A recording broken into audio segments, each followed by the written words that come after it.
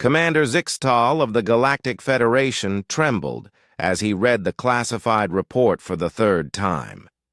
His four eyes darted across the holographic display, each word more terrifying than the last. The blue-skinned Altarian had seen combat.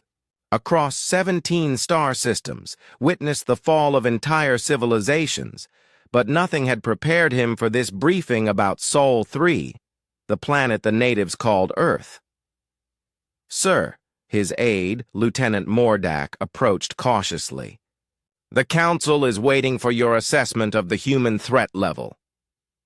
Zixtal's tentacles writhed with anxiety. "Threat level? Lieutenant, I'm beginning to think our entire classification system is inadequate for these creatures." The report detailed humanity's most recent conflict, what they casually called World War II. The numbers were staggering. 55 million dead in 6 years. Entire cities reduced to ash.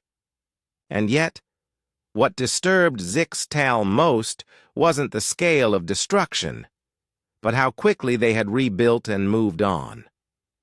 "Look at this," he gestured to a hologram showing Earth's surface. "After nearly destroying themselves, they've not only recovered but launched themselves into space within decades. Most species take millennia to recover from conflicts a tenth as severe." Mordak studied the data. "Perhaps they learned from their mistakes, sir?" "That's what I thought initially."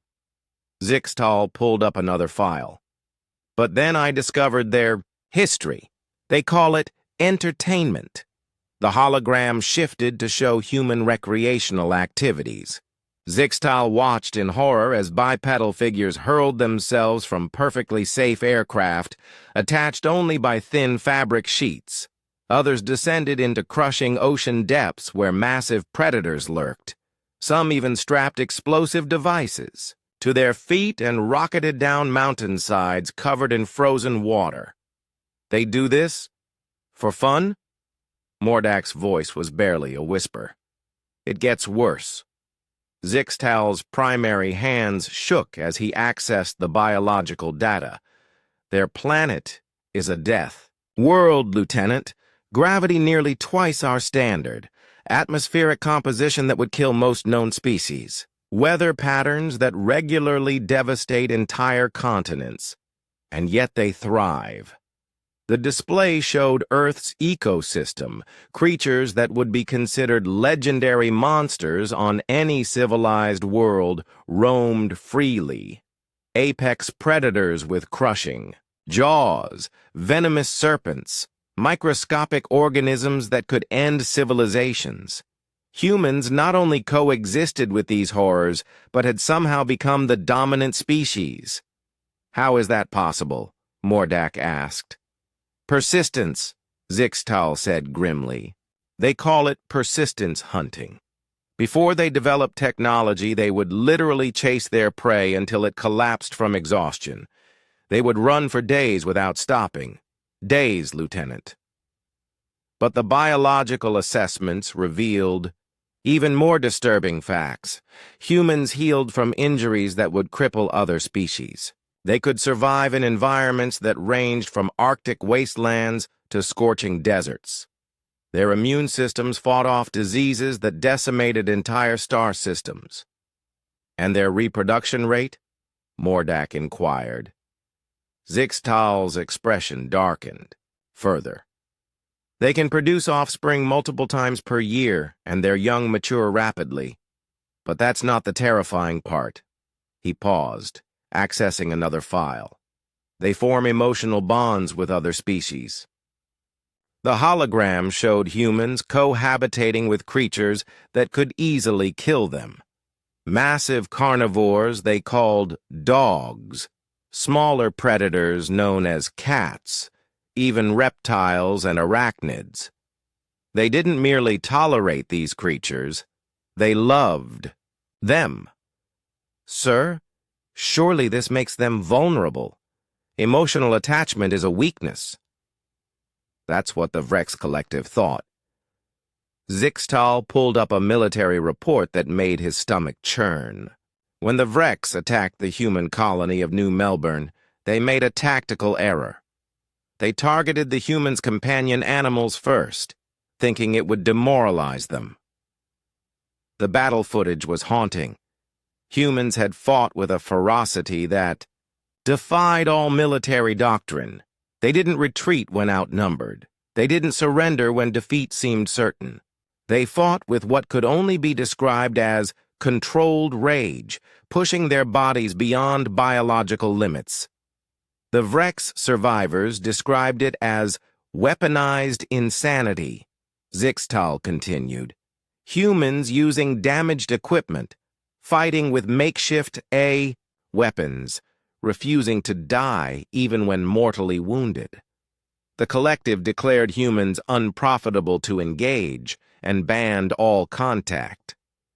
Mordak studied the tactical analysis. But surely their technology is primitive? They've only had spaceflight for decades. Another misconception. Zixtal activated a new display. Humans don't just adapt existing technology, they innovate at an alarming rate. When faced with a problem, they don't look for the optimal solution. They look for solutions that work, regardless of convention. The files showed human engineering marvels, spacecraft held together with what they called duct tape, jury-rigged, systems that functioned far beyond their design parameters, weapons cobbled together from civilian technology that somehow outperformed military-grade equipment. They have a saying, Zixtal noted, if it's stupid, but it works, it's not stupid. This philosophy has led to technological leaps that have taken other species millennia to achieve. But perhaps most disturbing was their cultural analysis. Humans didn't just survive adversity, they celebrated it. Their entertainment consisted of stories about overcoming impossible odds. Their heroes were individuals who faced certain death and found ways to win. Look at their fictional narratives, Zixtal said, highlighting human literature and media. Every story involves conflict, struggle, and ultimate triumph against overwhelming opposition. They don't just accept that life is difficult, they expect it. Mordak was silent for a long moment. Sir, what's your recommendation to the Council? Zixtal stared at the rotating image of Earth, a blue marble that seemed deceptively peaceful from space. We maintain the quarantine, we monitor from a distance, and we pray to whatever deities we hold sacred that humans never discover what lies beyond their solar system isn't as friendly as they hope. He closed the file with a decisive gesture. Because, Lieutenant, if these creatures ever decide that the galaxy needs saving, there won't be a force in the universe capable of stopping them. And frankly, I'm not sure that would be entirely a bad thing.